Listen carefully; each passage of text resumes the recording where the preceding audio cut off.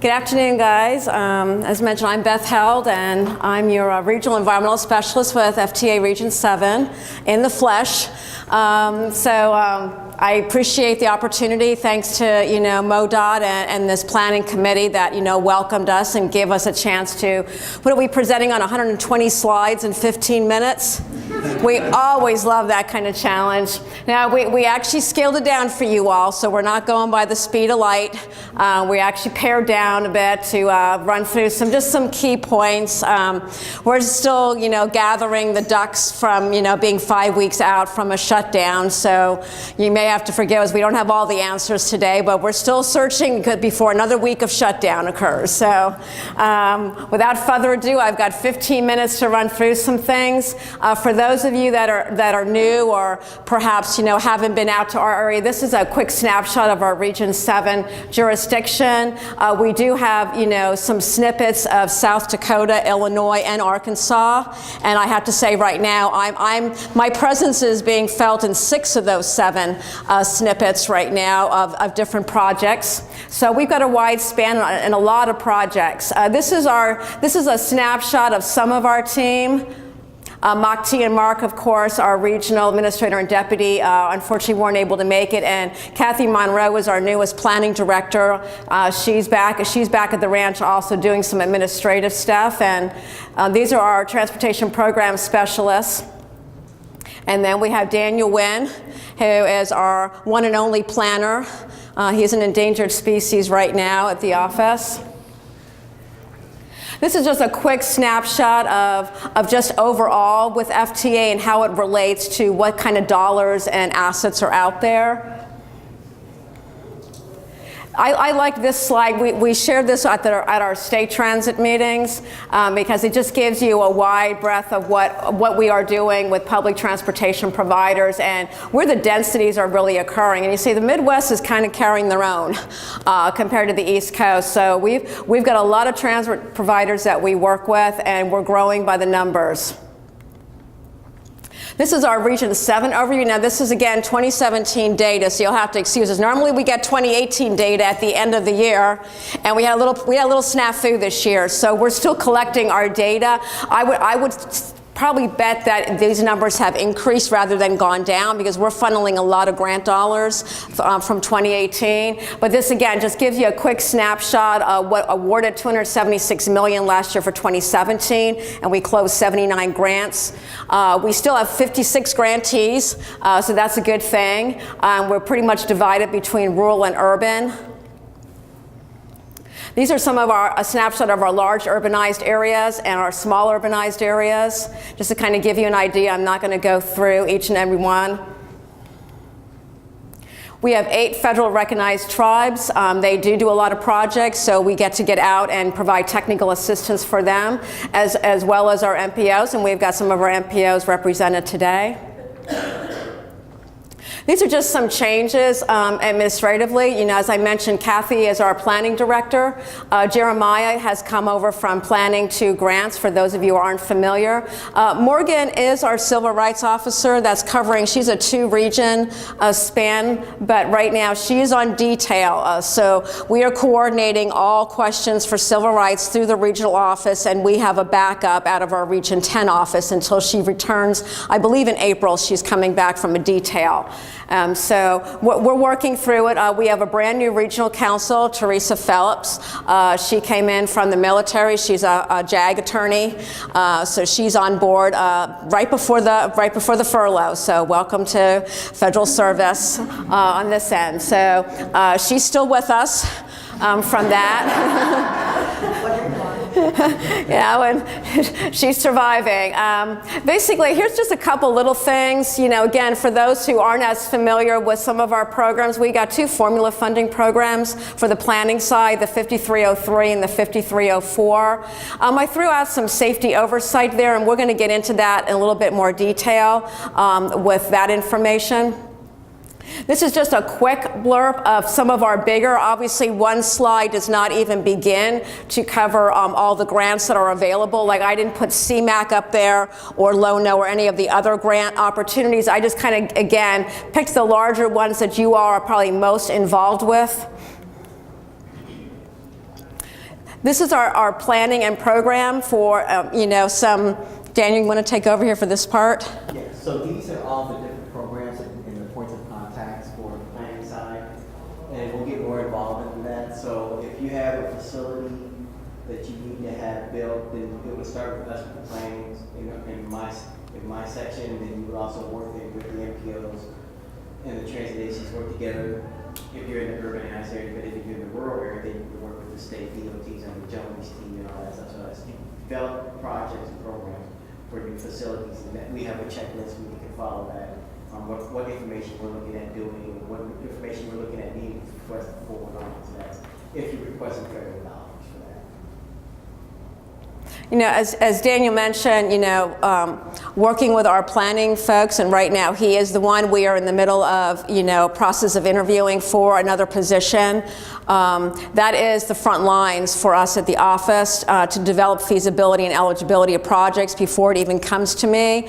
So we highly recommend, don't wait till you get to that point before you give us a call.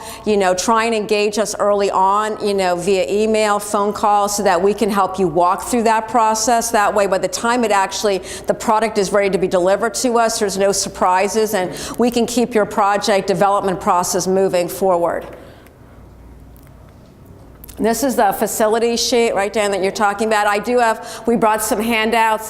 This is just kind of a one-pager Q&A that we've been distributing to all of the state meetings this last year or two, just to give you some helpful hints as to what we're looking for to walk you through the process. Yeah. So again, if any moment in time you're looking at a possibility of expanding your facility, remodeling, any type of construction project, just get with us or your local MPOs or your state DOTs to say, hey, here's what we're looking at doing. So that way we can help assist you at the beginning with all your requirements. So that way, as it moves forward, there won't be any hiccups and any issues that comes up with that. My favorite part, I couldn't delete these slides, sorry.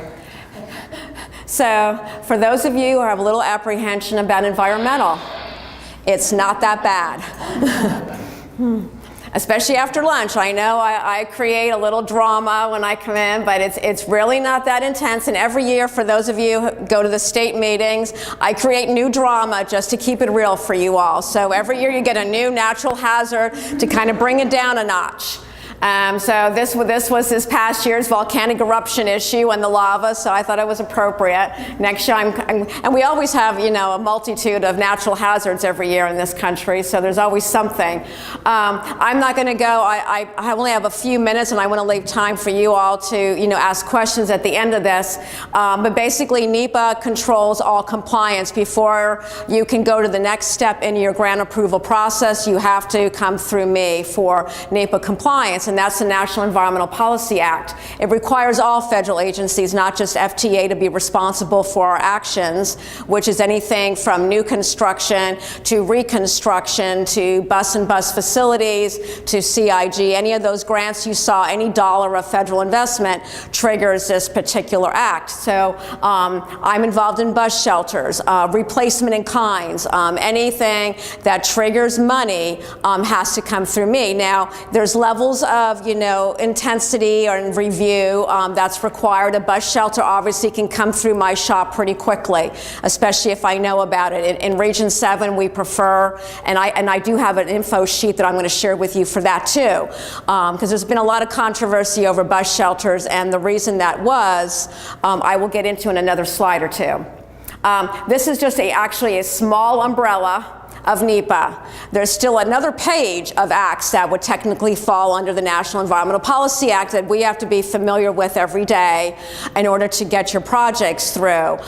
Depending on your geographic location, the type of project, where the site's going to be triggers a lot more of these acts, laws, and executive orders. And with the current administration, it's been quite challenging because as many new executive orders are coming out, there's that many being rescinded. So it becomes a juggling act as each administration changes.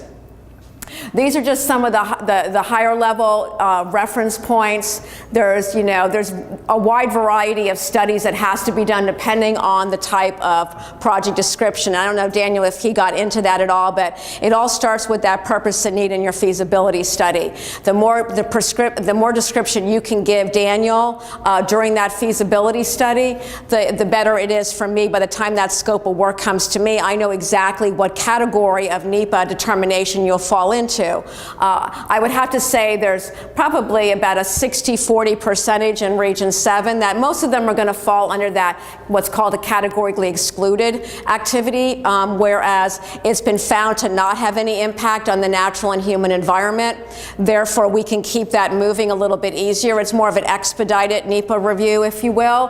But all of our capital projects, depending on how large they are, a lot of them will have to have a full-blown environmental assessment. And those can take some time depending on what impacts, if any, and what consultations with resource agencies. It's not just FTA that is looking at this. I have to then consult out, say, with the state SHPO, which is the State Historic Preservation Office, or I have to consult out, which I'm doing a ferry boat landing right now. I have to work with the Department of Natural Resource for that state, plus I have to work with EPA, plus the Department of Interior, and there's a lot of different federal agencies with their own protocol for reviewing a project, and those timelines have to also be figured in. So it's extremely helpful.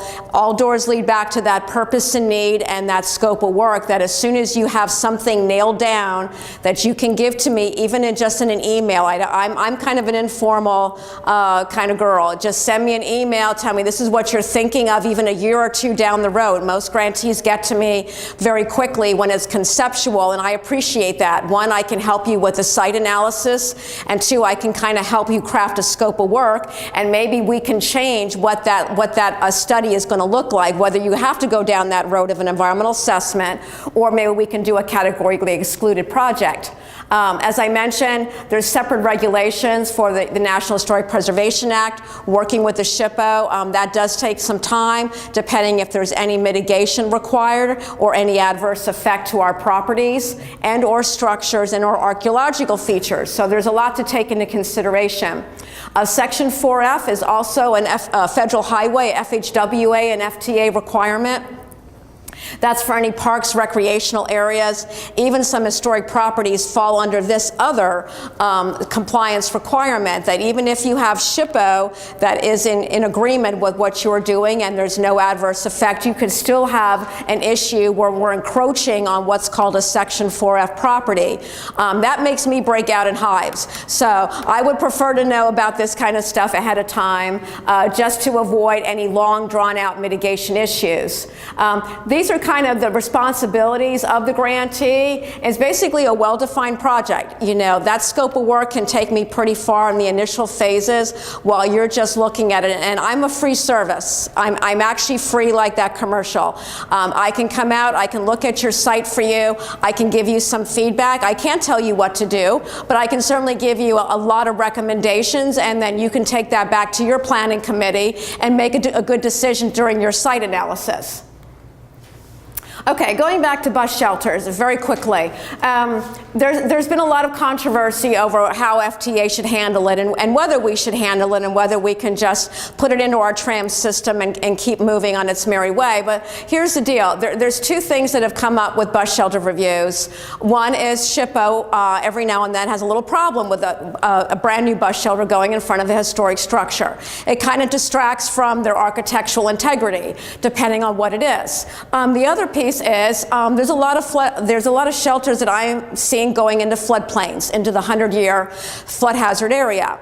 That's a problem. You know, that's putting riders at risk. So those two things alone has prompted me and Region 7 support to go ahead, and we issued an informational sheet.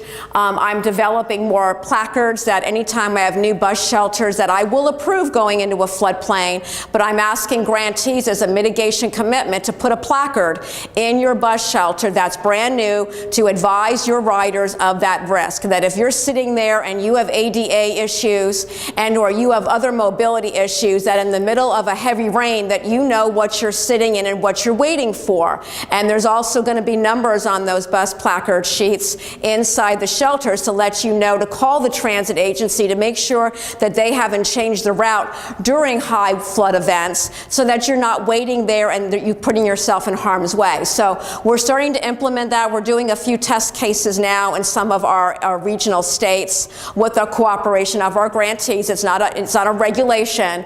It's just a best practice for reducing risk for us. That is my information sheet, and I'll have both the facility sheet and the bus shelter sheet here. I think I'm at my time frame just about, but I will keep plugging away for one more minute. Safety rules. We all know they're out there. July 19th was the issuance date. I know Joni's going to talk a lot more about it, so I'm just going to kind of give you the down and dirty of it. This is who applicable to it. It is for recipients or sub-recipients under the urbanized area formula, not the rural, okay? Not apply. The smaller areas, they are not applicable at this time. So your non-urbans are not going to do that, and I know there's a training, and Joni's going to give you more information on that. Right now, we're still gathering our information. We haven't even gotten any additional guidance because it kind of came in at a time where it was rolling out in fall for us, and then, then we hit the holidays and the furlough. This is the effective date. So it's July 19, 2019, and you must develop, certify, and implement that safety plan by July 20. So those are your two key dates right now, is the July 19th and the July 20, 2020. I'll leave this up for a second. This is where you can get your resources, and I'm assuming this slideshow will be available for the attendees, so if you can't write that fast, it will be available to you. I'm not going to spend any time because I am out of time. I think it's okay for you if you have some more to say. Go ahead. Okay, cool. This is just a reminder, some of the things that are going on with management updates. Again, if you have any procurement challenges or questions, either contact our office with Bill Colt or go ahead and go online and you will be able to get all the Buy America information. I know there's a Circular 5010 update, so I just kind of had this here as a reference to remind you all to make sure you check that for any issues. Quick thing on civil rights, they've got their own ADA circular. So make sure you are up to date on that. Reasonable modification. I know Morgan emphasizes this when she was at the state meetings. There is some exceptions.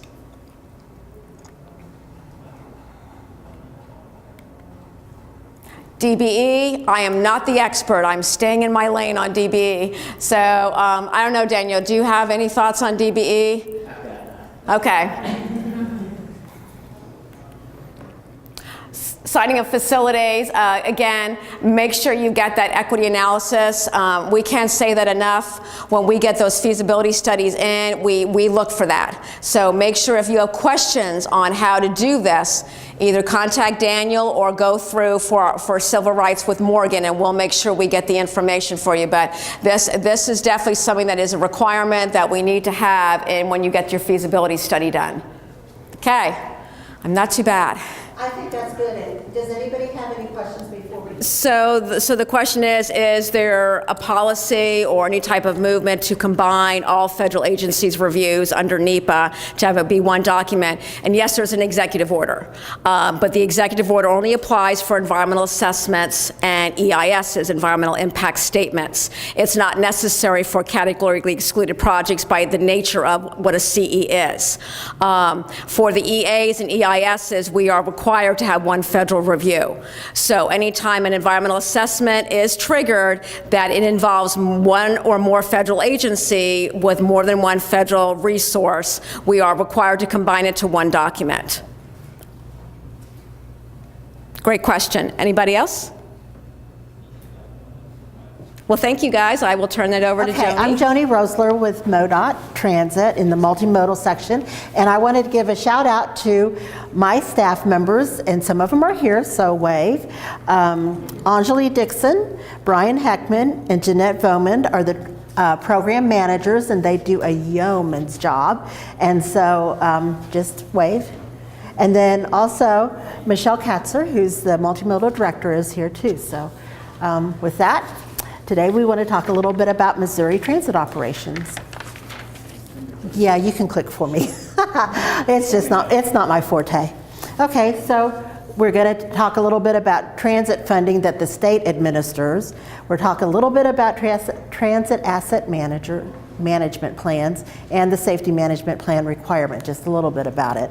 And it is our goal in the multimodal section to do everything we can to help our stakeholders achieve the transit services that we provide as they need to have it. So customer service is one of our goals, and it is a challenge because there is a lot going on. So to give a little bit of background, a lot of this is going to be background, during fiscal year 18, there were over 58 million trips made on transit in the state of Missouri. That counts all the rural systems, all the urban systems, everywhere. And so it's very important, and there's a lot of different modes. You've got Metrolink, and that's Jeff Tran in the middle, and Oats, and the inside of the new trolley system in St. Louis, and then of course there's still Amtrak. Keep going. And so here's another graphic, and this map shows the squares are urbanized area transit systems, and then the dots are rural public transit systems, but it's a little bit misleading because that just shows where they're headquartered at, because actually, the whole state is covered by some sort of transit. And then the next one shows intercity bus, because we do actually support funding to help people access intercity bus, which gets people in and out of Missouri and any place they want to go. An interesting fact, you can go back one, sorry. The interesting fact is that in the state of Missouri, we actually have two of the largest rural public transit providers in the country.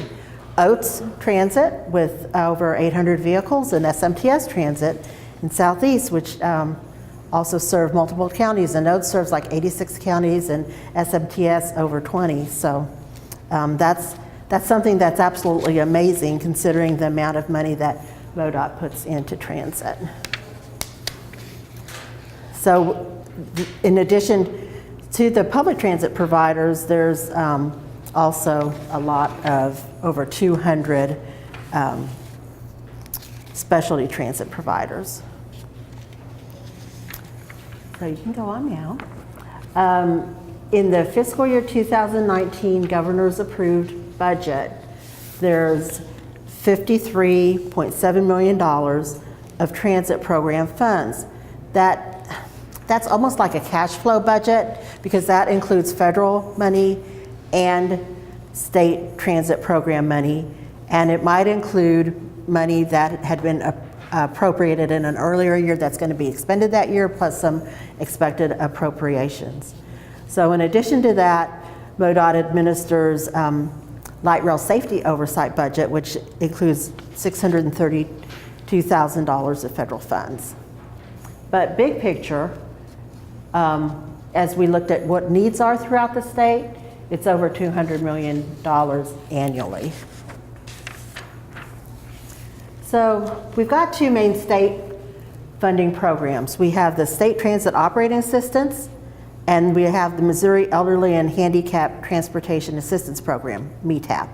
So the State Transit Operating Assistance Program is about $1.7 million from the state, and it provides funding to rural and urban public transit agencies to assist to provide operating assistance. So as you can imagine, as many transit agencies as we have, $1.7 million does not go too far. So the allocation of that money is based upon factors such as population, ridership, and cost efficiency of the program. And 50% local match is required for it. And yeah, that's about it on that one. And then the MECAP program is a little bit bigger program. It's about $2.5 million, and it includes some revenue funding and some state transportation funds, and it is focused on operating assistance to agencies providing mobility services to senior citizens and persons with disabilities. Because even though we have 35 public transit systems, we have over 200 specialty transit systems. Examples like senior centers, area agencies on aging that help seniors get to special activities, and agencies that might help with people with disabilities get to workshops and work and different other activities. So the MECAP program also requires a local match of, it pays up to 50% of the operating deficit. And all Missouri general funds are subject to annual appropriations process, which is actually going on now. Two of the major federal funding programs that are administered by MoDOT are the Rural Transit Capital and Operating Assistance Grant Program, which is Section 5311. So that provides about $31 million in the 19 budget, and it provides capital and operating assistance to support public transportation in rural areas. 40% of those funds are made available to, I guess, city systems in the urbanized area, in the non-urbanized area, and then 60% for county and regional transit operators in that area. So the operating costs are paid for up to 50% of the deficit and up to 80% for capital, like bus replacement or if they were going to do a facility. The next program, next page, is the 5310 program, which is the Enhanced Mobility for Seniors and Individuals with Disabilities program. $16.5 million in federal funds in fiscal year 19. 55% of that funding must be used for traditional 5310 types of projects, which is capital assistance, up to 80% federal share, and it supports private nonprofit agencies that assist seniors and people with disabilities, provide transit service to those groups. Up to 35% of the funds can be used for what used to be known as the New Freedom Program type projects, which are projects that provide transit service above and beyond what is required by the Americans with Disabilities Act. So that portion of the funding has a capital component as well as an operating assistance component. The 55% does not. I just wanted to put a picture of the train in there because within MoDOT, we do also support Amtrak, and also in our rail section, we have state safety oversight of all the railroads, but also of the light rail system. So I'm not sure everybody was aware of that. And as Beth mentioned, the public transit agency safety planning requirements are coming in. They're coming in phases, and the plan due date depends on the system size. The plans do not require MPO adoption. The rules effective July of 2019 this year. And transit agencies have to develop, certify, and implement an agency safety plan by July 20th of 2020. The Missouri Public Transit Association is going to be putting on a workshop on the safety plan requirement this fall, and a couple of you were at the MPTA meeting.